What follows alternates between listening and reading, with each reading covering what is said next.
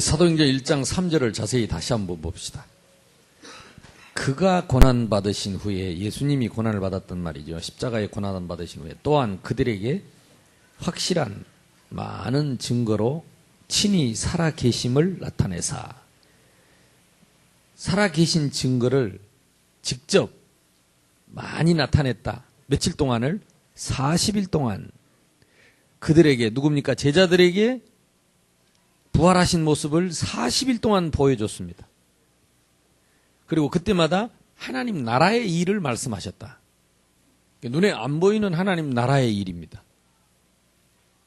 눈에 안 보이는 하나님 나라의 일을 말씀하셨어요. 근데 어찌됐든 이 40일을 겪고 나서 제자들이 변했습니다. 그 전에는 예수님 모른다고 부인했고, 예수님 십자가 못 박힐 때 도망갔고, 아주 비겁한 제자들이었습니다. 그리고 무식한 제자들이었습니다. 매 먹는 것밖에 몰랐습니다.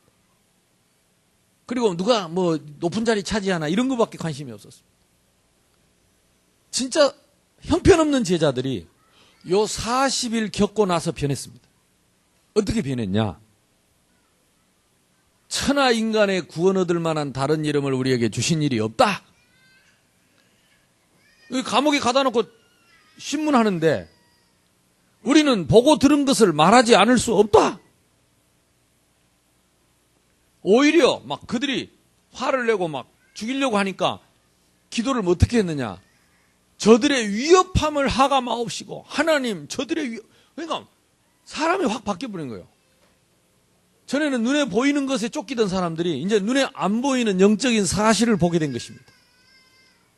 스데반은 이 복음을 전하다 돌 맞아 죽을 때에 보라, 하늘이 열리고 인자가 하나님 우편에 서신 것을 보노라.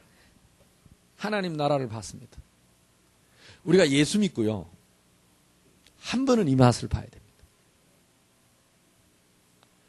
한 번만 보면 됩니다.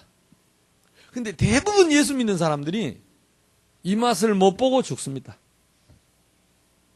이 맛을 못 보면 생각이 틀립니다. 말이 달라집니다. 기도도 달라집니다. 행동도 달라집니다. 이 맛을 딱 보면 생각이 달라집니다. 말도 달라집니다. 근데 이 맛을 못 보면 교회가 늘 갈등하고 원망하고 사람 핑계대고, 이게 하늘나라가 아니라 늘 오면 갈등 생기는 지옥같이 돼버린다니까. 그래서 우리 올해 하나님이 꼭 이 맛을 체험하라고 아예 캠프를 우리 교회에다가 딱 시작을 해놓고 또 저보고 강의를 하라고 시켜놓고 우리 교회에서 한다니까. 그래서 내일 오면 뭘 이제 얘기해야 되느냐, 다음 예비 캠프, 내일부터 이제 한 달 동안을 준비할 캠프 스케줄하고 한 달 동안 이 맛을 체험하도록 얘기할 겁니다. 그럼 우리 교회가 이제 다른 교회 살리기 전에 우리 교회가 살아야 돼. 우리 교회가 증인이 돼야 돼. 저와 여러분 증인 돼야 됩니다. 그래서 내일 오전에 못 오는 사람은 저녁에 오세요. 와서 이 지역의 제자들과 부산의 제자들이 이걸로 다 모인다니까. 수백 명이 옵니다. 우리 교회에서 하는데. 이제 여러분들이 먼저 마음을 열고 먼저 은혜를 받고 실천을 해서 우리 교회가 부산 노예 살리는 모델적인 교회 될 수 있기를 바랍니다. 근데 오늘 등록하신 분이 그래요. 내일부터 오겠대. 내일 거기 오겠대 10시에. 근데 내 속으로 우리 교인 중에 안 오려고 맘먹은 사람도 있을 텐데 싶더라고. 오늘 처음 와갖고 내일 온대. 내일 10시에. 내일 10시에 와서 배워야 된대. 자기는 배운 게. 그동안에 전부 헛것 배우고 막 통 몰랐대. 그래 지금 새로 배워야 된대. 그래서 새로운 시작이 되기를 바랍니다. 그래서 이걸 뭐라고 했냐. 하나님 나라. 하나님 나라가 뭡니까? 쉽게 말하면 하나님이 함께 하시는 나라. 이걸 우리가 집중해서 체험하자. 하나님 나라 집중 체험입니다. 오늘 오전에 그 이전에 먼저 하나님 나라 축복이 뭐냐?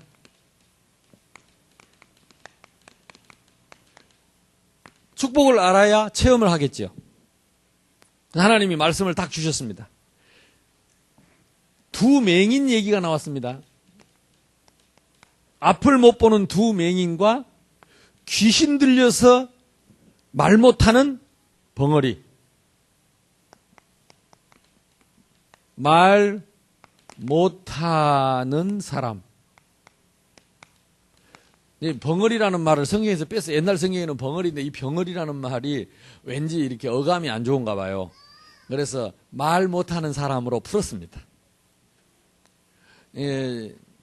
배려지요. 이 성경에 다시 말하면 이 두 맹인이 앞을 못 보는 두 사람, 말 못하는 사람, 천국에 있을까요? 없을까요? 없습니다. 그럼 왜 이 땅에는 있을까요? 요게 창세기 3장의 결과입니다. 창세기 3장이 뭡니까? 원죄 문제입니다. 원죄가 뭡니까? 지금도 이 땅의 모든 인간은 여기에 빠져 있어요. 스스로 나올 수가 없어요. 그게 뭡니까? 지금 이 땅에 공중의 권세 잡은 자가 지금 장악하고 있는 이 땅에 하나님 떠나 있고 죄 가운데 있고 눈에 안 보이는 사단에게 지금도 잡혀서 노예 생활합니다. 여기에 하나님 나라의 축복이 임했다. 그 하나님 나라의 축복이 뭡니까? 이 사람들이 여기에 빠져서 지금 두 맹인이 앞을 못 보고 있고 귀신 들린 말 못한 사람이 있습니다. 말 못하면 다 귀신 들렸냐? 그건 아닙니다. 그러나 말 못한 사람 중에 귀신 들려서 말 못한 사람이 있어요. 전에 나는 우리 교회, 우리 집에 시골에 있을 때 옆집에 아줌마가 말을 잘했거든요. 근데 남편이 죽고 나서 입을 닫았어요.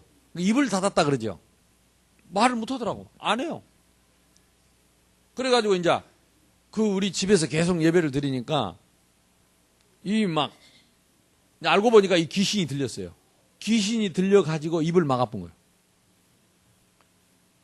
근데 남편이 죽고 귀신이 찾아와서 귀신하고 살았어요. 근데 그 귀신이 어떤 귀신이냐? 옛날 자기 처녀 때 자기를 좋아하다 따라다니다가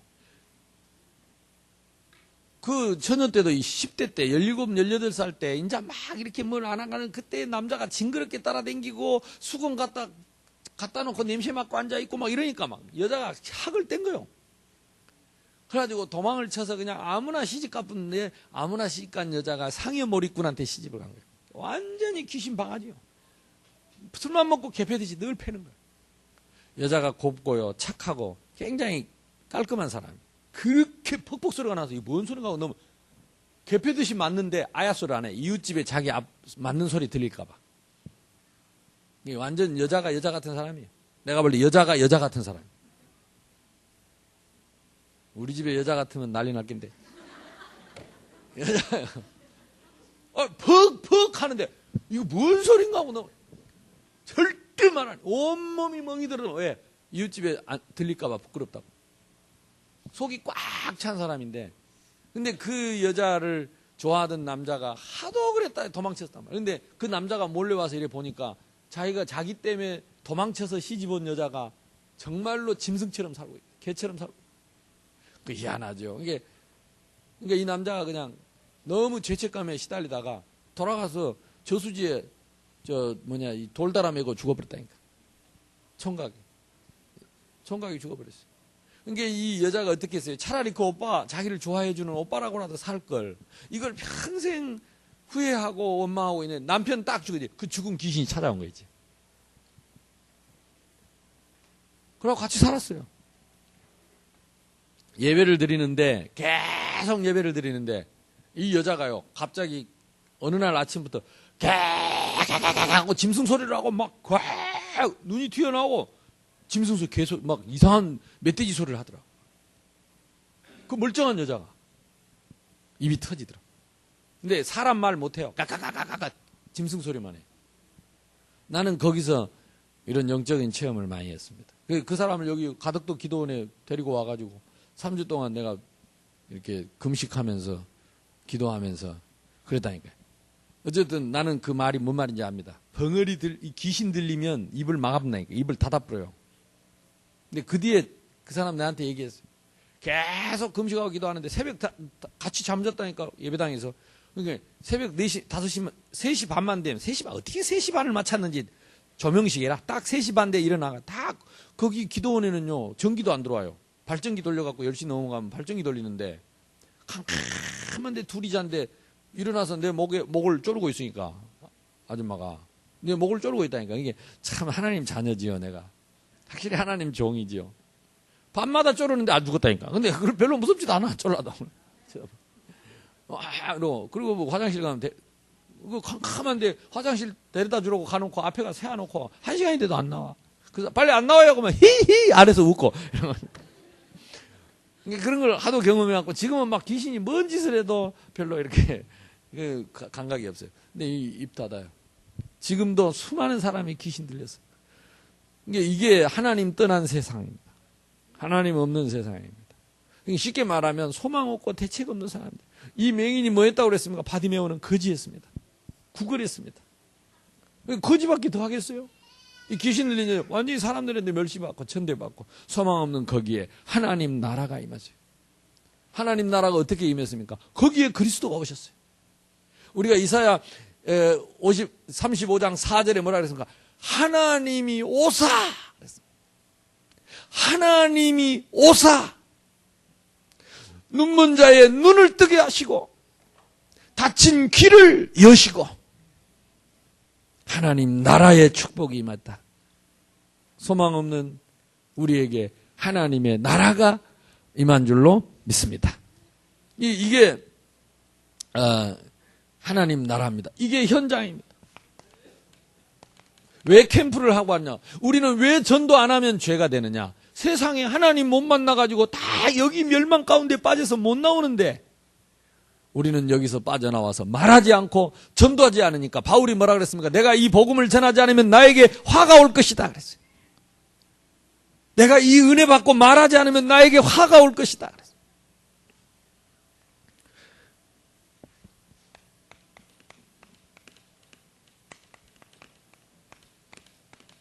올바른 믿음. 요거는 기준입니다. 제가 기준이라고 말할 때는 성경적, 신학적 기준을 말합니다. 그러니까 그냥 여러분이 막 좋은 말씀이다 하고 열심히 적고 막 알고 그러지 말고 이런 기준이라는 단어를 쓸 때에는 그거는 안 바뀌어요. 안 바뀐 거, 이거는 성경적, 신학적 기준을 말하는 것입니다. 다윗의 자손이여, 다윗의 자손 예수여, 그 말은 그리스도시여 이 말이라니까요. 그리스도시여. 그리스도가 누굽니까? 여기에 빠져있는 하나님 만나는 길이 되시고 죄에서 해방받는 길이 되시고 사단을 꺾는 길이 되신 그리스도시여. 기준입니다. 우리 신앙의 기준입니다. 이 세상 이 문제를 해결하는 길은 그리스도 외에는 없습니다. 기준입니다. 이게 기준입니다. 그리스도는 모든 문제 해결자. 기준입니다. 흔들릴 수가 없어요. 두 번째, 우리를 불쌍히 여기소서. 불쌍히 여겨달라. 이게 뭡니까? 인간의 전적 무능력, 전적인 부패. 인간은 인간 스스로 이 문제를 해결할 사람이 한 사람도 없습니다. 이 세상에서 참된 행복을 누릴 사람은 한 사람도 없습니다. 그 말입니다. 나는 죽었다 깨나도 이 문제를 해결할 수 없습니다. 나는 아무 힘이 되지 않습니다.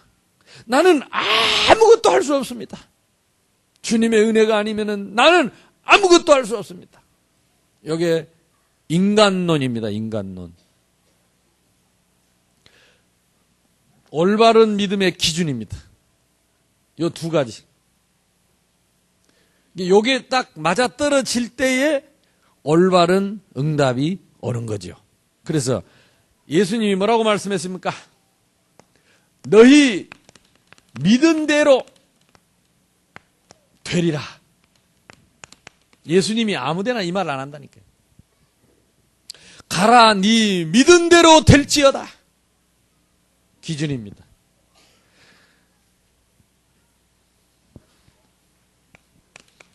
오늘 오전 메시지 정리하는 것입니다. 너희 믿은 대로 될지어다. 어제 그제 우리 렘넌트들에게 무슨 얘기했냐면 나는 렘넌트다. 렘넌트는 이사야 6장 13절 그루터기 6장 10절에 20절 21절에 남은 자. 렘넌트. 이 렘넌트가 뭐냐? 제자입니다.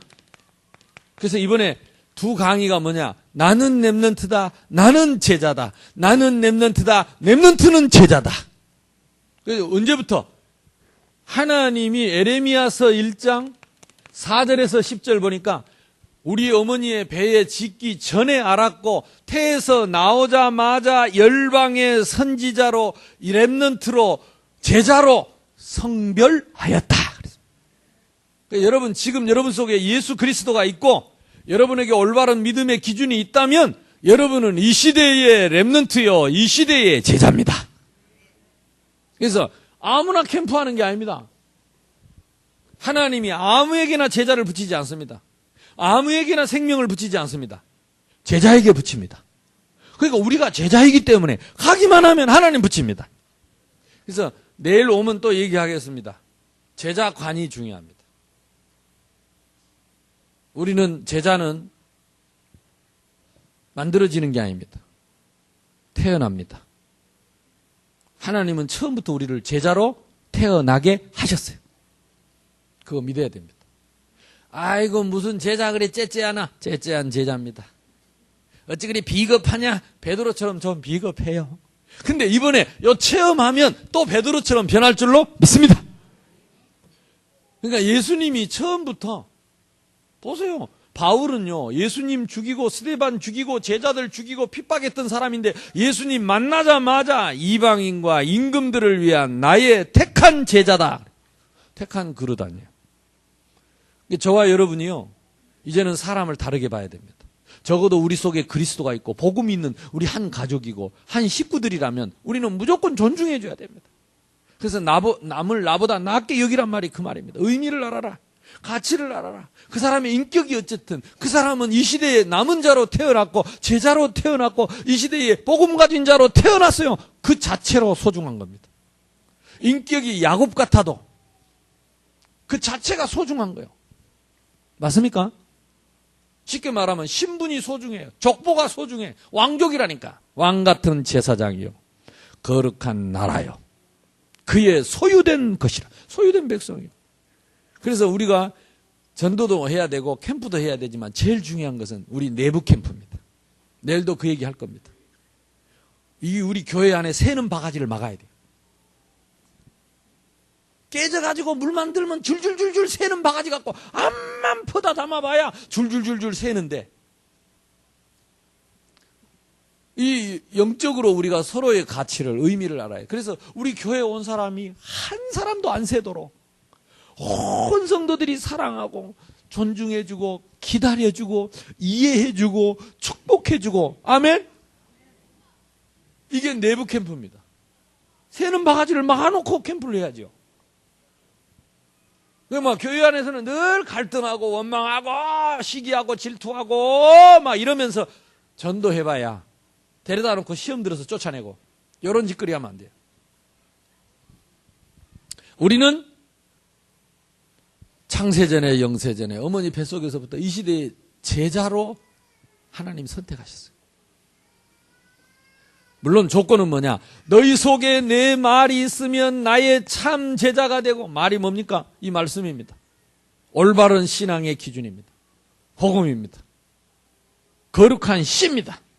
거룩한 씨가 그루터기니라. 그렇다면 거룩한 씨가 있고 이 복음이 있다면 하나님 자녀가 제자가 틀림없습니다. 그래서 하나님은 제자들을 부르셨고 제자들을 세우셨고 하나님은 제자들에게 영혼을 예비해놨어요. 그러니까 이 제자들이요 나가기만 하면 이제 하나님이 계속 문을 열어주시고 사람을 만나게 하고 축복해 주신 겁니다. 이게 사도행전 이야기입니다. 가는 곳마다 이제 여러분이 제자, 내가 제자였구나. 나는 처음부터 제자였구나. 나는 제자구나. 좀 게으른 제자구나. 말 안 듣는 제자구나. 좀 추접스러운 제자구나. 근데 제자는 맞구나. LA 이제 생각을 바꿔야 되겠다. 이렇게만 한번 먹어도 역사 일어납니다. 할렐루야. 여러분 딱 눈이 열립니다. 자, 그러면 하나님 나라 체험을 어떻게 하느냐?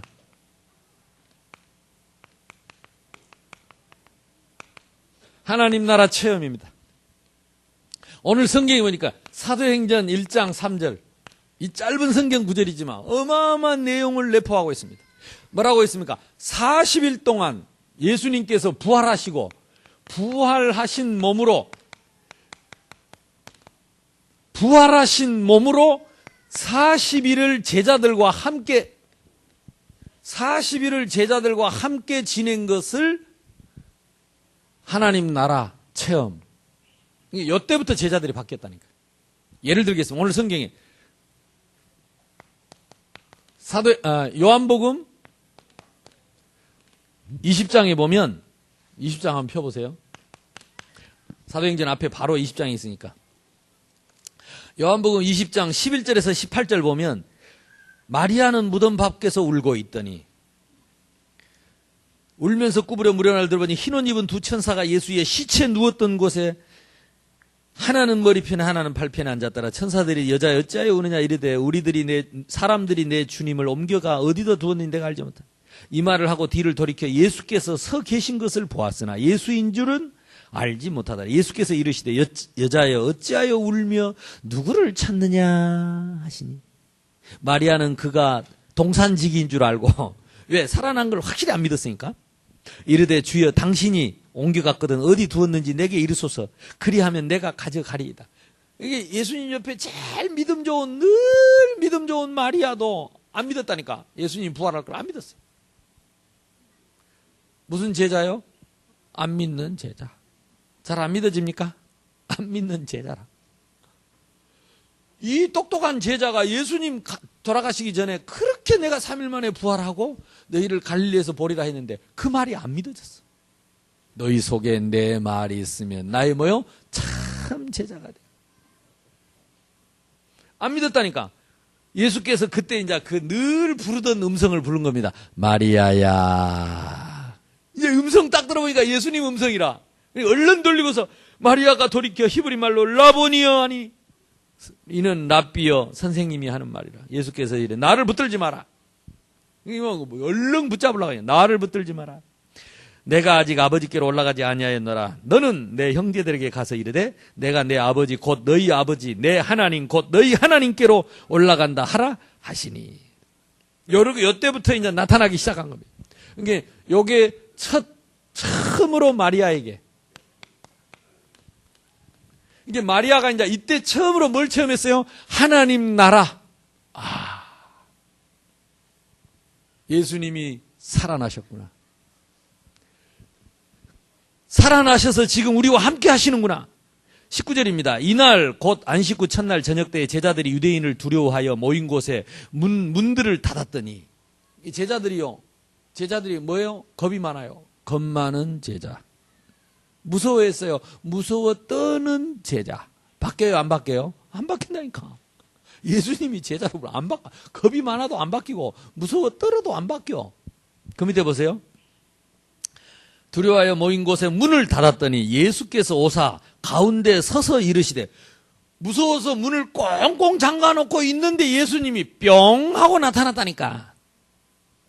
문을 꽁꽁 잠가놓고 있는데 예수께서 서서 이르되 너희에게 평강이 있을지어다. 이 말씀을 하시고 손과 옆구리를 보이시니 제자들이 주를 보고 기뻐하더라. 예수께서 또 이르시되 너희에게 평강이 있을지어다. 아버지께서 나를 보내신 것 같이 나도 너희를 보내라. 이 말씀을 하시고 그들을 향하여 숨을 내쉬며 이르시되 성령을 받으라. 자, 너희가 누구의 죄든 사하면 사하질 것이요 누구의 죄든 그대로 두면 그대로 있으리라 하시니라.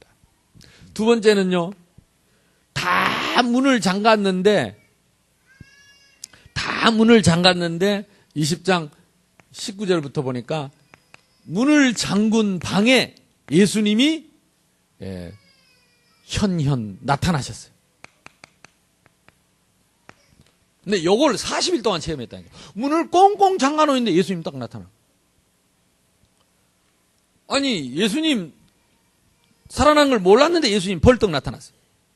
또 우리가 잘 아는 대로 밑에 보면 24절 29절에 보면 12 제자 중에 하나로서 디두모라 부르는 도마는 예수께서 오셨을 때 함께 있지 아니한지라. 다른 제자들이 그에게 이르되 우리가 예수를 보았다니 도마가 이르되 내가 그의 손에 못자국을 보며 내 손가락을 그 못자국에 넣으며 아따 호기심도 많지. 내 손을 그 옆구리에 넣어보지 않고는 믿지 아니하겠노라. 도마는 제자요 아니요? 의심 많은 제자. 의심 많은 제자. 이게 사람이요 바뀌어서 제자가 아니라니까. 제자가 바뀐 거지요. 뭔 말인지 알겠습니까? 괜찮습니다. 자, 그 밑에 보세요. 뭐라고 말했습니까? 여드레를 지나 제자들이 다시 집 안에 있을 때에 도마도 함께 있고 문들이 또 굳게 닫혔는데 예수께서 오사 가운데 서서 이르되 너희에게 평강이 있을지어다 하고 도마에게 이르시되 네 손가락을 이리 내밀어 내 손을 보고 내 손을 내밀어 내 옆구리를 넣어보라. 그리하여 믿음 없는 자가 되지 말고 뭐요? 믿는 자가 되라. 믿는 자가 되라.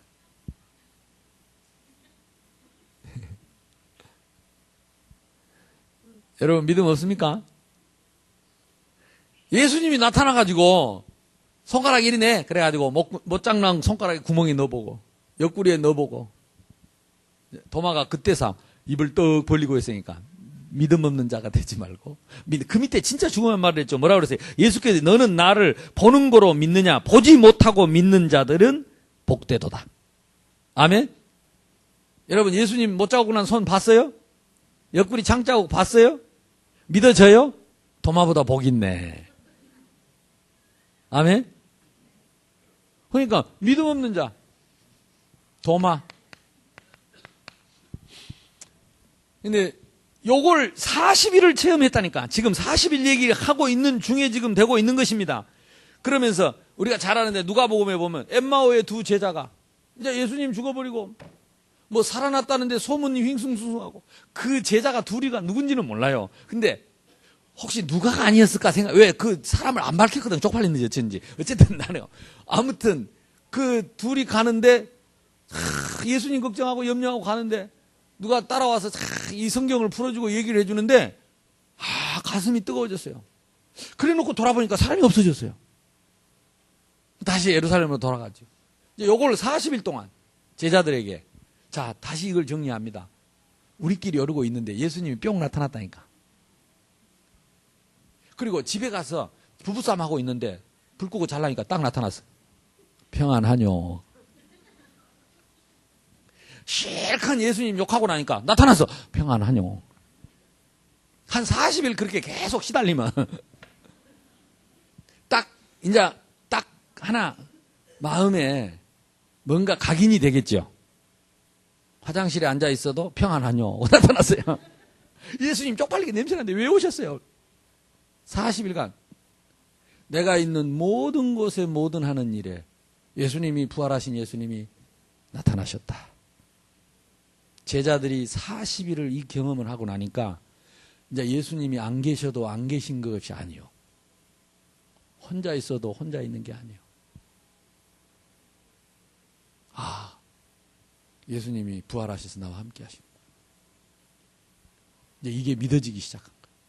그때부터 믿어지니까 혼자 있어도 두렵지 않고 믿어지니까 감옥에 가서도 혼자가 아니라는 믿음이 있으니까 원망 안 하고 믿어지니까 두드리 맞아도 돌에 맞아도 겁이 안 나고 왜? 예수님 옆에 계실 거니까 죽어도 두렵지 않는 제자가 됐습니다. 누가 시키지 않아도 기도하게 되고 시키지 않아도 말씀 듣게 되고 시키지 않아도 전도 계획 세우고 시키지 않아도 내가 주님 생각하고 시키지 않아도 여러분 한 40일 동안 시달려 보더라니까 제자들이 끝까지 안 변했습니다. 그러니까 우리가 예수 믿고도 우리가 이 맛을 못 보고 이 경험을 안 하고 예수를 믿으면 돌아서서 눈에 보이는 거 가지고 원망하고 욕하고 미워하고 시기하고 질투하고 교회 올 때 싹 화장하고 안 그런 척하고 아플지요. 요게 안 변하는 거예요. 10년을 믿어도 안 변하고 20년을 믿어도 안 변하고 50년을 믿어도 안 변하고 그렇다고 지옥 가는 건 아닌데 또 그렇다고 제자가 아닌 것도 아닌데 내가 보니 제자가 맞아. 이 맛을 못 보면요. 평생을 예수 믿어도 진짜 추접스러운 인간이 돼요. 아무 도움이 안 되고 하나님 나라에 도움이 안 되고 전도 한 명 못하고 제자 한 명 못 삼고 한 사람 앞에 증인이 될 수가 없고 불신앙만 평생 하다가 자식들한테 대물림, 영적인 대물림, 불신앙 대물림 싹 다 대물려줘. 자식들 앞에 남 욕하고 그럼 이것만 넘겨놓고 은혜 못 받게 자식 몸은 은혜 못 받게 만들어 놓고 그러고 갑니다. 기가 막히지요. 기가 막혀. 예수 믿고 우리가 이렇게 살아야 됩니까? 여러분 불신앙한 거 말 그대로 믿음대로 다 전달됩니다. 다. 내가 어제 그저께 이렇게 우리 렘넌트들 이렇게 보니까 많이 변했어요. 참 감사하더라고요. 참 감사해요. 근데요 틀림없습니다. 부모님 변한 것만큼 렘넌트 변합니다. 부모님 깨달은 것만큼 렘넌트 깨닫습니다. 이거는 어쩔 수가 없어요. 영적인 사실이에요. 교회 중에 제일 중요한 교회가 가정교회입니다. 여러분 가정에서 부모님이 어떤 믿음을 갖고 있느냐 그게 자식들에게 제일 빨리 전달됩니다. 그대로 당합니다. 아무리 교회 올 때 화장하고 와도 집에서 하던 불신앙 그대로 들고 시간 지나면 다 편합니다. 그래서 이번에 이 하나님의 나라 다시 한번 딱 결단하고 그겁니다. 바로 2000년 전에 예수님 부활하신 예수님이 내가 혼자 있어도 나타나고 아무도 없는데 찾아오시고 그분을 내가 깜짝깜짝 처음에는 놀래다가 이제는 그분과 같이 교제하고 그분의 은혜를 받고 사랑을 받고 또 그분의 도움을 받고 축복을 받는 하나님의 나라. 내 문제가 해결되기 시작할 줄로 믿습니다. 무조건 기도 많이 하는 게 중요한 게 아니고 이 하나님 나라를 누려야 돼. 진짜 꼭 이제부터 하나님의 새로운 시작이 될 줄로 믿습니다. 그래서 이 예수님이 요한복음 21절에 보면 21장에 보면 우리가 잘 아는 대로 1절로 15절까지 보면 마지막 베드로가 도망갑니다. 베드로는 제자요 아니요? 제자입니다. 처음에는 모른다고 부인했다가 예수님 십자가에 못 박히니까 저주하고 맹세하고 도망치다가 부활해서 나타나가지고 이렇게 따라다니는데도 끝까지 도망갔어요. 무슨 제자? 끝까지 도망친 제자. 그러면 버려야 될 거 아니에요. 에레이 잘 가라고. 예수님 끝까지 따라갔다니까. 밤새도록 버려둔 배 그물 가지고 계기 잡으러 밤새도록 계기 잡는데 계기가 한 마리도 없어요. 예수님이 바닷가에 앉아서 기다립니다. 고기가 있느냐? 없습니다. 오른편에 내려보지. 여러분 새벽에는 얕은 물에 고기가 없어요. 그런데 그 말씀에 의지하여 그물을 내렸더니 또 고기가 153마리 153 공사 나가죠. 우리 153 153마리 그물이 찢어 들어 올라왔어요. 계기 잡고 계기 들고 가야 될 거 아니에요. 담고 계기 내버리고 예수님 앞에 섰어요. 요한의 아들 시몬아 네가 아직도 나를 사랑하느냐. 그렇게 도망가고 부인하고 했던 제자를 예수님은 끝까지. 저와 여러분 제자가 맞으면요 우리는 주님을 아무리 도망쳐도 끝까지 도망쳐도 주님은 끝까지 찾아와셨어. 나를 제자 삼으신 것을 믿으시기 바랍니다. 옆 사람하고 인사합시다. 포기합시다. 예, 도망 그만 갑시다. 이제 빨리 그만 포기해. 이제 포기해도 안 돼. 끝까지 따라간다니까. 예수님이 끝까지 도망가는 끝까지. 이제 문제는 뭐냐? 죽기 직전에 끝까지 따라가가지고 요단강 가버려야 돼. 그러면 그게 억울한 일이다. 좀 더 힘이 있고 건강할 때, 젊었을 때 부름 받아서 저와 여러분이 전도자의 삶을 실제로 체험하는 기회가 되기를 주님의 이름으로 축원합니다. 그래놓고 예수님이 사도행전 1장 4절에서 8절 마지막으로 승천하시기 전에 마지막으로 또 남겨놓은 메시지가 뭐냐? 예루살렘을 떠나지 말고 내가 너희에게 약속한 것을 기다리라. 몇 날이 못 되어 이제 나는 가고 없지만 나 대신 예수님은 가고 없지만 예수님 대신 성령께서 오실 것이다. 나는 눈에 보였지만은 눈에 안 보이는 성령으로 오실 것이다. 나는 너희가 만질 수 있었지만 만질 수 없는 성령으로 오실 것이다. 부활엔 내가 너희와 계속 함께 있었던 것처럼 눈에 안 보이는 성령께서 계속 너와 함께 할 것이다. 예루살렘 온 유대 사마리아 땅끝까지 이르러 내 증인이 되리라. 이게 신앙입니다, 여러분. 신앙은 뭐냐? 눈에 안 보이는 그리스도가 지금 약속하신 성령으로 오셔서 1장 14절 이 약속 붙잡고 딱 10일간 예수님 부활하신 예수님과 40일 그분 승천하시고 나서 약속하신 성령 충만을 기다리며 10일간 기도했습니다. 그랬더니 사도행전 2장 1절로 47절에 응답이 왔습니다. 우리가 봄캠프가요 4월 3일부터 첫 번째 주간입니다. 그러니까 그 기간을 놓고 이번에 예비 캠프를 하면서 우리가 40일을 집중해서 우리가 한번 하나님 나라를 누리고 또 좀 실수한 사람은 10일만이라도 누리고 제대로 누리고 그날 만나면 틀림없이 사도행전 2장의 응답이 올 것이다. 아멘. 이게 캠프입니다. 그래서 우리가 뭔 목표를 노리는 게 아니고 그날 오순절 날이 이미 이름에 그날에 저희가 다 같이 한 곳에 모였더니 이게 캠프입니다. 그러니까 누가 한다, 잘한다, 못한다, 뭐 어떤 사람이 인도한다 그런 게 중요하지 않습니다. 사람들 다 인본주의입니다. 누가 하든 이대로 우리가 은혜 받다가 그날 모이면 성령께서 임하시고 역사하실 것이다. 성령의 바람 같은 불 같은 역사가 우리 새생명 교회에 불어오게 될 줄로 믿습니다. 여러분 현장과 가정에 여러분 사업에 불어올 줄로 믿습니다. 그러니까 지금 40일을 그때를 바라보고 준비를 하는 거예요. 제자들이 이 40일 하나님 체험을 했어요. 하나님 나라. 그랬더니 그리고 나서 이 사도행전 2장 응답이 터졌다니까. 그랬더니 내가 전도한 게 아니고 전도 문이 열렸어요. 사람들이 막 문이 열렸어요. 문이 열렸어. 이제 요즘 우리 교회에 자꾸 이 전도 문이 열리는 게 느껴지는 게 그 우리 교회에 오고 싶었던 사람들이 있었대요. 그렇게 지나면서 교회에 와보고 싶더래요. 오늘도 지금 4분이 오셨잖아요. 근데 진짜 거의 불신자고 이렇게 굉장히 영적으로 갈급한 사람들이고 그래서 우리 기도팀들을 힘내가지고 지금 이런 사람들 오늘 새가족 중에 이 기도팀들이 붙잡고 이제 같이 기도해 줄 사람들이 많아요. 다 뭐 삼으려고? 증인 삼으려고. 절에도 다녀보고 뭐 여기저기도 다녀보고 그래 뭐 잘 다녀도 안 된대 복잡하대. 그래 말이야. 이제는 증인 되라고. 우리 교회 오니까 딱 내 자리 같이 편안하고 좋다 그래야죠. 그러니까 이게 우리 집이지. 이제 그러니까 하나님이 문을 열어줘야지. 누가 전도를 잘하는 게 아니에요. 누가 잘하는 게 아니고 하나님이 문을 열어주셔야 돼. 이번 40일 동안 하나님이 문을 열어주는 걸 저와 여러분이 보게 될 줄로 믿습니다. 시작하자. 그러니까 뭐가 되느냐? 지금 주신 말씀이 그대로 성취되는 게 보이는 거예요. 그러면서 뭐가 나오지요? 이제 이 말씀 따라가는 제자들이 나옵니다. 사람 말에 흔들리지 않고 하나님의 말씀에 매여 있는 제자들. 그래야 우리 현장에 시스템이 세워지는 것이죠.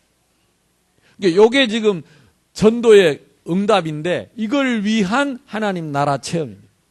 그러니까 이제는 이제는 여 얘기를 여러분 마음에 딱 담고 갈등하지 말아야 돼. 그리고 시작하면 됩니다. 어떻게 구체적으로?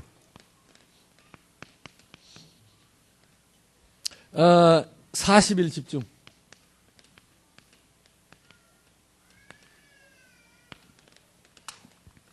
이거 몇 주 전에 제가 얘기했는데 거의 지금 뜰먹도 안 하고 있는데 그래서 내가 우리 정 목사님 보고 아니 왜 그 메시지 나왔는데 도대체 이렇게 실천을 안 하는 게 말씀을 안 하시길래 또 계속 기다리고 있다 그래서 알았다. 내가 말하면 되지 그러면. 이제 메시지 나오면요 여러분이 실현해야 됩니다. 안 그러면 하나님 메시지 안만 나와봐도 그냥 노트에만 메시지가 적혀져 있고 이게 현장에 실현되지 않으면 무슨 소용이 있겠습니까? 자 그때 내가 똑같은 얘기했잖아요. 태영아 유치까지. 유치부에서는 이번에 40일 집중을 어떻게 하느냐? 같이 하세요. 같이 하는데 중요한 게 부모입니다. 그래도 이번에 태영아부에서 내 이 메시지 나오고 나서 기도 제목 적어갖고 내 책상에 갖다 놨어요. 유일하게. 막 기도 제목 구체적으로 잘 만들어 놨더라고. 근데 좀 더 복음적으로, 하여튼 자상하게, 하여튼 꼼꼼하게, 아주 그냥 세밀하게 잘했는데, 복음적으로, 이걸 다 복음으로. 순간순간 이 복음적으로 다 기도문을. 완전히 복음 각인이 되도록. 복음 각인이 돼야지. 그러니까, 이거 다 이제 자세한 얘기는 못 하겠는데, 어쨌든 기도문을 그렇게 시작을 해야 돼. 제일 중요한 게 뭐냐? 기도문 작성. 두 가지입니다. 부모님 기도문. 부모님이 자녀한테 하는 기도문을 작성해요. 그리고 또 자녀 스스로 하는 기도문을 적어도 이 유치부 정도 되면 4살, 5살, 6살 요쯤 되면 지가 할 기도문을 적어줘야 돼요. 지가 할 기도문. 그래서 한 40일을 이 태영아 유치 부모님들이 가정에서 또는 직장에서 또는 교회에서 어디라도 좋습니다. 시간과 방법을 정해놓고 이번에 한 40일을 마음 정하고 한번 시작해보세요. 그래서 여러분 자녀들이 평생에 잊을 수 없는 그런 응답이 되고 또 이 태영아 유치부 부모님들이 정말로 이번에 가정이 회복되고 지금 지난번에도 늘 얘기했던 새생명 선교원 이것 놓고 기도해 보십시오. 우리 교회에 시설 많습니다. 지금 애기는 계속 낮에 낍니다. 지금 우리 교회처럼 이렇게 막 은혜롭게 애기 잘 나는 교회가 별로 없어요. 낳았다 하면 3명입니다. 이번에 우리 목사님도 3명 낳았고 왔어요. 부목사님. 그러니까 막 줄줄이 이제 막 올라오는데 이 아이들을 불신자들이 운영하는 어린이집에 데려다 놓고 거기다 맡길 수는 없습니다. 우리 부모님들이 힘을 모아서 교회에서 얼마든지 선교원할 수 있습니다. 이제 법이 또 우리 편에 서가지고 어린이집 안 보내도 또 양육비 나오잖아요. 대답하는 거 봐라. 그보다 조금 더 나온 데 보내갖고 망치려고 작정을 했지. 길게 보고 진짜 여러분 그거 당장 해야 돼. 유치부 팀들도 마음 모아가지고 이거 같이 해야 돼. 지금 보니까 우리 유치부 선생님들 중에 어린이집에 선생님 하는 분이 많아. 물론 돈도 벌어야 되겠지만 내 자식을 복음으로 키워야지. 그럼 여러분들끼리 힘을 모아서 자녀들을 위해서 교회 안에서 최소한의 경비를 가지고 우리 자녀들을 어떻게 키울 것인가 고민하고 여러분 꼭 응답받게 되기를 주님의 이름으로 축복합니다. 두 번째, 유년부, 초등부, 중고 다 이거 같은 내용이니까 이제 얘들은 커 있기 때문에 첫째는 뭘 잡아야 개인 기도 제목 요걸 상담해 가지고 선생님하고 교육자님들하고 상담을 해서 그 아이에게 딱 맞는 개인 기도 제목 기도문을 결정을 하세요. 이번 주 안에 다 하세요. 이번 주 안에. 아예 코팅해갖고 40일 동안 붙잡고 제대로 한번 기도해 보도록. 제대로. 꼭 부탁합니다. 분명히 얘기했으니. 그 다음에 두 번째 기도 제목이 뭐냐. 이제 이 학생들은 만나는 사람이 있기 때문에 누구를 놓고 기도해야 되느냐. 300인. 내일 오면 이제 300인 이름 적는 그 체크리스트를 주겠습니다. 내일 오는 사람들에게 드리겠는데, 그 대신 내일 이제 올 때 회비가 5,000원 있습니다. 그러니까 그거는 우리가 운영을 위해서 또 뭐 이렇게 목사님들 식사 대접하고 이런 걸 위해서 내일 오는 사람 5,000원 회비를 받는데, 이 300인 이름을, 300명을 다 적는 게 아니고, 한 명부터 시작하면 됩니다. 한 명부터. 그래서 1명, 2명, 3명 이름 적고 그 이름을 놓고 기도할 수 있는 렘넌트라면 틀림없이 제자입니다. 근데 대부분 여기까지 가는 어린이들이 없습니다. 근데요, 시켜보면 있습니다. 내가 이번에 깜짝 놀란 것은요, 이 어려운 메시지를 하는데, 초등학교 이제 이번에 1학년 올라가는 애들이 제일 은혜 받아, 막 너무 좋아가지고 은혜 받으면 막 웃고 막 앞에 앉아가지고 뒤에 선생님은 졸고 있고. 요 영혼에는 나이가 없기 때문에요. 영혼에는 나이가 없기 때문에 이 영혼의 말씀이 어린아이도 들어갑니다. 그래서 제가 처음 어린이 전도 이렇게 해가지고 4학년, 5학년, 6학년 아이들 데리고 글 없는 책을 가지고 아이들 전도 훈련 시키니까요. 너무 잘해요. 그리고요, 애들은요, 예를 들어서 어린이들은 이렇게 나이 많은 아저씨들이 봉고차 옆에다 대놓고 이리 와 이러면 다 도망가죠. 근데 같은 또래 2살, 3살 많은 언니들이 이렇게 얘기하고 복음 전하면요, 마음은 활짝 열고 들어요.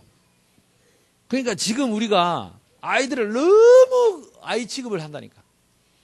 초등부 같은 경우는 지금 아이들이요, 친구한테 전도할 수 있어야 돼. 그러면 지금 뭘 해줘야 되느냐? 우리 방 전사님 어디 갔노? 방송실에 있나 또? 뭘 해줘야 되느냐? 아이들이 직접 가서 전도할 자료를 만들어서 아이들 손에 쥐어주고 보내야 돼. 훈련을 시켜서.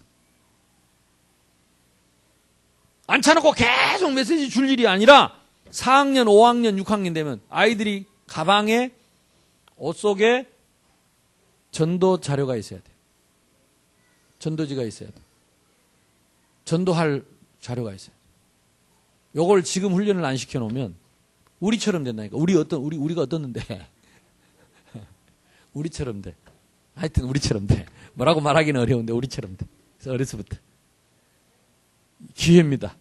그래서 유초, 중, 고, 여기까지 꼭, 그래서 지금 적어도, 그러니까 초등부가 그래야 되면 중고도, 중등부, 고등부 말할 거죠. 저는 목사인데도 내 가방에 항상 글 없는 책 들고 다니는데.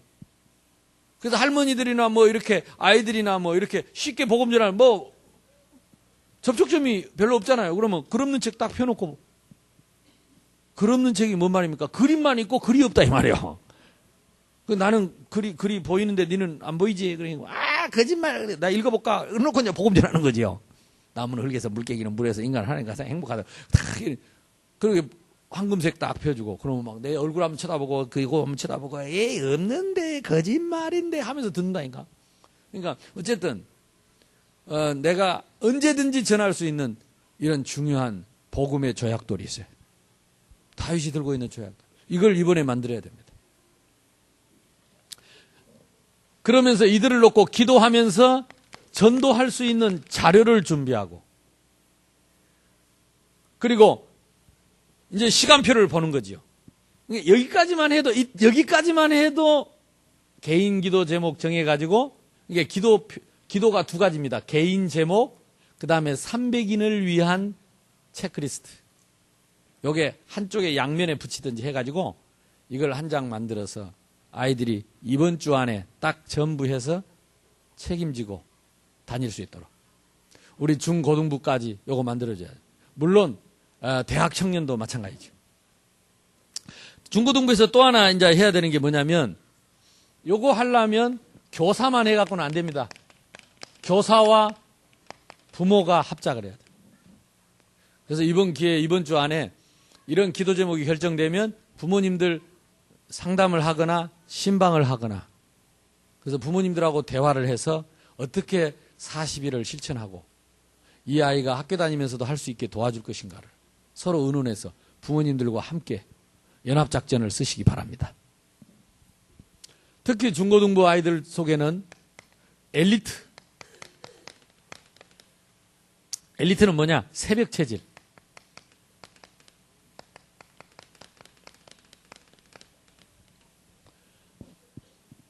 이걸 지금 중고등부 때 안 해놓으면 우리같이 된다니까. 우리가 어쩌냐? 하여튼 우리같이 돼요. 이걸 중고등부 때 안 해놓으면.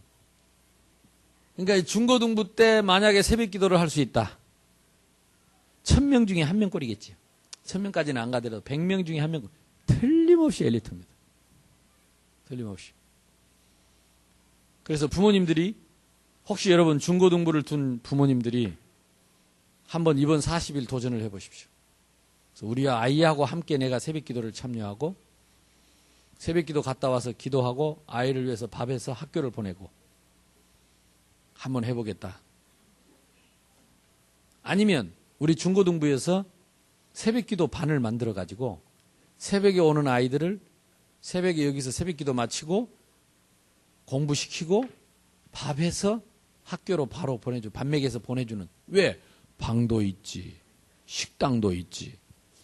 없는 것 빼놓고 다 있는데. 그러니까 진짜 부모님들이 문제지. 부모님들이 진짜 마음 먹고 우리 아이를 엘리트 체질로 한번 만들어 보겠다.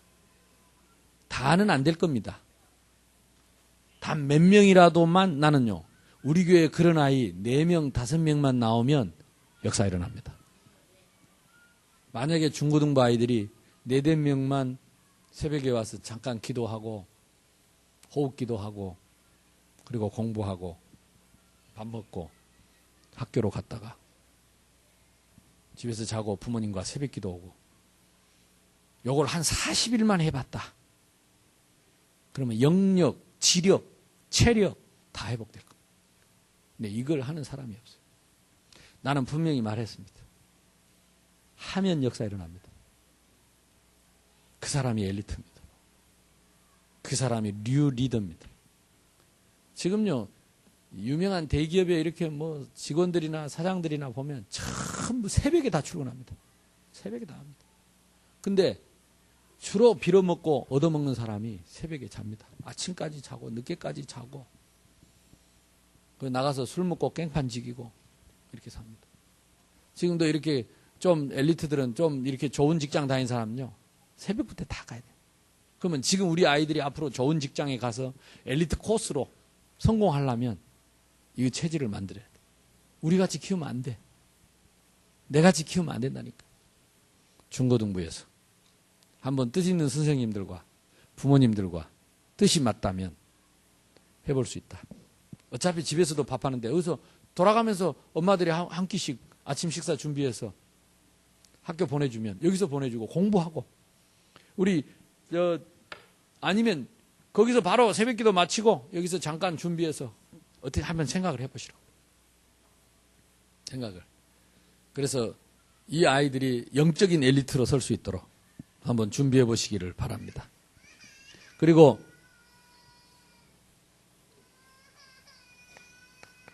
우리 대학 청년들, 우리 대청은 한번 여러분이 이 40일을 어떻게 해야 되는지, 이건 이제 부모님들이, 뭐 선생님들이 여러분을 해주는 거 아니니까 여러분 스스로 결정을 해야 됩니다. 여러분 체질을 참고하고 진짜 도전을 해야 됩니다. 그리고 여러분의 학업, 또 여러분의 직장, 지금 직장 없는 사람들 준비를 위해서 어떻게 여러분이 이 영적인 것과 그리고 여러분 세상 일을 함께 생각하면서 오늘 또 우리 새신자 중에 청년이 왔어요. 나이가 좀 많아요. 이 결혼도 여러분이 진짜 기도하고 준비해서 응답받고 가시기 바랍니다. 어디 길거리 가서 아무데나 만나갖고 대충 하다 하지 말고 진짜 기도해야 돼. 그리고 맨날 내 얼굴만 쳐다보지 말고 나보고 어찌라고. 나이만 들으면 나만 얼굴 쳐다봐. 또 나이든 이렇게 부모님들 내만 보면 목사님이 있으면 소개를 안 해줘가지고 모든 원망을 나한테 돌리고 모든 영광은 지가 다 받고. 기도해야 됩니다. 한번 도전하십시오. 여러분 인생을 놓고, 우리 대학 청년들은 여러분의 인생을 놓고 도전해라. 딱 한 번이지만 하영이 이제 고등학교 다닐 때 새벽에 5시에 데려달래요. 나도 못 일어나는데. 그래가지고 5시에 데려다 주는데 가면서 투덜투덜 하더라고. 좀 늦게 갔어, 그날. 좀 늦게 갔더니. 조금만 일찍 데려다 주면 좋을 텐데, 그러면서. 그래, 왜? 그랬더니 아빠가 그랬잖아. 지금이 1년이 어른 돼서 10년과 같다고. 맞네. 그러니까 아이들이 그때 중고등학생 때, 대학생 때, 그때 1년은 어른 돼서 10년하고 못 바꾸는 거지. 이번에 여러분이 조금만 인생을 놓고, 우리 젊은 사람들이요, 여러분 인생을 놓고, 그래도 나는 참, 제가 19살 때 저는 와가지고 20살 때부터 공무원 생활을 했어요. 구급 공무원을 했는데, 그러다가 21살 돼서 생각이 달라졌어요. 내가 이대로 가면 안 되겠다. 늘부처가 없더라. 그러면 낮에는 일하고 밤에라도 내가 공부해야 되겠다. 그래가지고 부산 학원에 퇴근하고 가서 종합반 들어갔어요. 7시부터 11시까지. 그걸 한 거의 1년 반, 2년 가까이 했습니다. 그러니까 밤 11시까지 거기 하고 어디서 잠자냐? 그 부산 학원 앞에 있는 독서실에. 요만한 내 자리 밑에 거기 깔고. 여름이나 겨울이나 거기서 자고. 아침은 뭐냐? 출근해야 되니까.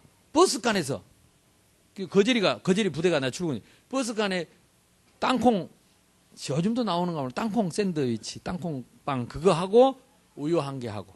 그게 아침 식사였어요.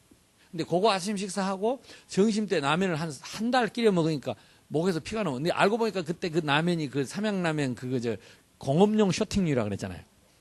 그래서 그때부터 라면을 또 싫어했어요. 요즘은 조금 맛있더라고요. 요즘 조금 맛있는데.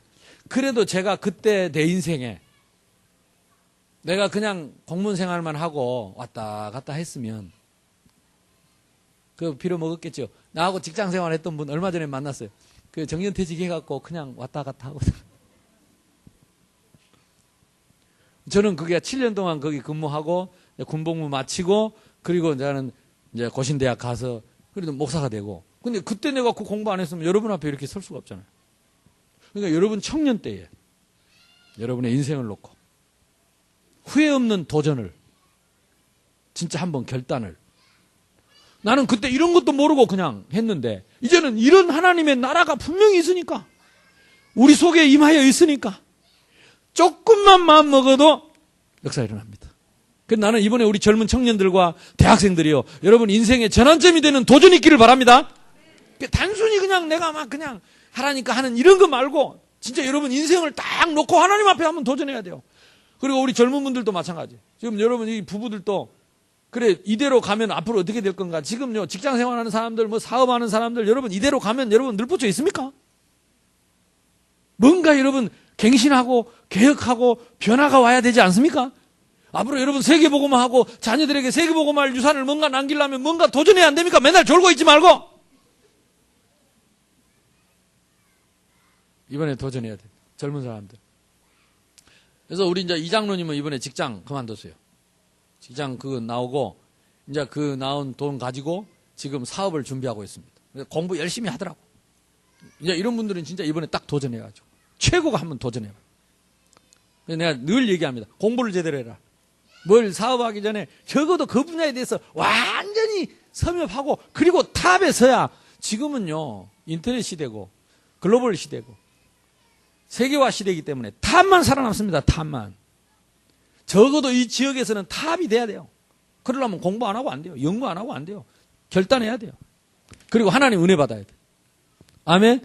우리에게는 이게 있으니까. 그래서 이번에 여러분 인생을 놓고 중요한 여러분 늘 일하면 안 되는데 익하면 안 되는데 국하면 안 되는데 익하고 국하고 하던 거 결단 딱 하고 응답받기를 주님의 이름으로 축복합니다. 특별히 우리 중직자님들 결단해야 됩니다. 제가 기도 계속 합니다. 어쩔 때는 힘이 빠진다니까. 도전해야 됩니다. 어디에 도전? 첫 번째, 여러분 지교에 도전하세요. 적어도 새생명교회 장로로, 안수집사로, 권사로 세웠으면 하나님 나이가 한 지역을 책임지고 복음 전할 수 있는 나에게 문을 열어주시고 힘을 주시고 증거를 주시옵소서. 지역의 영적인 사령관이라니까. 그래서 어찌됐든 내가 지교에 하나 문을 열어달라고. 지교에 도전하십시오. 그래서 반드시 응답받아야 됩니다. 지교에 이거 도전해야 뭐가 되느냐.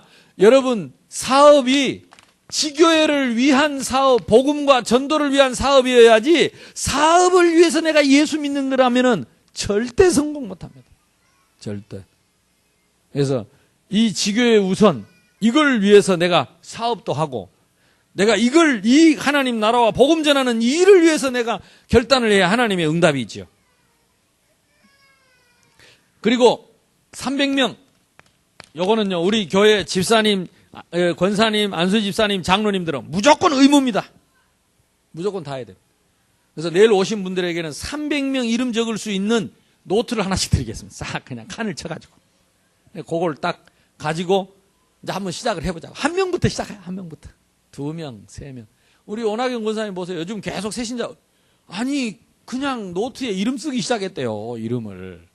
이름 써놓고 있으니까 이름 써놓은 사람이 전화를 했더래요. 왜 전에는 교회 가자 하더니 이제 교회 가자 말 하느냐고. 그래갖고 지난주에 등록하고 오늘 왔잖아요. 그 사람이. 그래서 밑에 이름 써놓은 사람 혹시 이 사람도 뭐 올라나 싶어 전화했더니 갈게 하고 또 왔잖아요. 이름 써놓고 있는데 전화가 미리 온 거라니까. 이름 써놓은 사람이 미리 왔어. 왜 교회 가자 말 안 하냐고. 그렇게 쉬운 전도가 어디 있겠어요. 그죠? 할렐루야. 니 왜 나보고 교회 간 말을 안 하냐. 요즘 그렇게 교회 가는데 왜 교회 가자 말 안 하냐고. 이름만 썼는데 역사가 일어났어요. 너희 속에 내 말이 있으면 나의 참 제자. 아멘? 그러니까 시작만 하면 된다니까요. 말만 하지 말고 남욕하지 말고 이름을 적기 시작하세요. 그래서 내일 와서 새로 시작할 수 있기를 바랍니다. 요거를 어떻게 하느냐. 각 기관별로. 남녀 성교회가 말쟁이 하지 말고 이제는 써라. 말로 하지 말고 입 딱 다물고 써라. 이름을 쓰고 기록하고. 한글 못 쓰는 사람은 옆에 사람한테 써달라고. 써라. 이름을 써야 돼. 그리고 이제 기도를 시작하면 됩니다. 그리고 어떻게 하느냐. 이름을 쓰고 이름만 써놓고 이 사람을 넣고 내가 이름 써놓고 기도 시작하면 성령의 역사가 시작됩니다. 왜? 하나님 뜻이니까. 그 다음에 뭐냐. 이 사람에게 어떤 자료를 내가 줄 건가를 생각하고. 그리고 뭐냐. 이 사람에게 언제쯤 내가 이 복음 제시를 할 것인가. 아니면 나는 그냥 못하니까 LA. 우리 오건사님 잘하는 거 뭐냐. 내가 암만 재봐요. 우리 목사님만 또 못하니까. 네 이리 왔나? 우리 목사님 맨날 데리고 와요. 그러고 전화 맨날.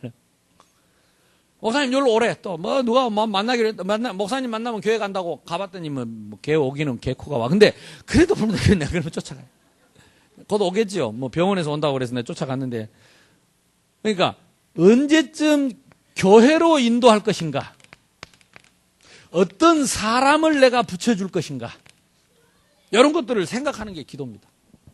그러니까 뭘 막 복잡하게 하라는 게 아니고 이렇게 시작만 해도 성령께서 역사하시면 당장 문 열립니다. 그래서 오늘 마치고 그냥 가지 말고 이 자리에서 모여야 됩니다. 기관별로 모여서 여러분 구체적으로 같이 의논하고 기도하고 포럼하고 어떻게 실천할 것인지 정하고 이번 주 안에 싹 다 요거 정해가지고 이제 다음 주부터는 본격적으로 기도로 들어가는 겁니다. 이름 적고 기도하고 그래서 한 40일 동안 우리 전 교인이 한번 탁 붙어가면 나는 막 이거 생각하니까 잠이 안 오더라니까. 전 교인이 이름 적어놓고 기도하기 시작하면 어떤 일이 나. 한 사람만 해도 역사가 나는데 전 교인이 해버렸다. 우리 교회에 새로운 역사가 시작될 줄로 믿습니다. 이 사람하고 인사합시다. 하나님 나라 집중 체험을 누립시다. 당신은 제자입니다. 예, 할 수 없는 제자입니다. 예, 그러니까 딴 생각하지 말고 이제는 도망가지 말고 피하지 말고 따라합시다. 나는 제자다. 300인을 전도하자. 아멘. 하시면서 기도하겠습니다. 하나님, 우리 교회에서 캠프하고 우리를 통해서 역사하실 줄로 믿습니다. 증거 주시려고 불러주신 줄로 내가 이제는 핑계대지 않고 피하지 않고 이제 이름 적고 기도하는 이 일에 새로운 시작이 되게 해 주옵소서. 하나님 나라를 체험하게 해 주옵소서. 부활하신 주님이 지금 성령으로 우리와 함께 하시는 것을 믿습니다. 주여 한번 부르 기도합시다. 주여! 감사합니다. 하나님. 오늘도 말씀 주시고 성취하실 주님을 찬양합니다. 우리 사랑하는 렘넌트들이 이번에 수련회를 통해서 받았던 말씀과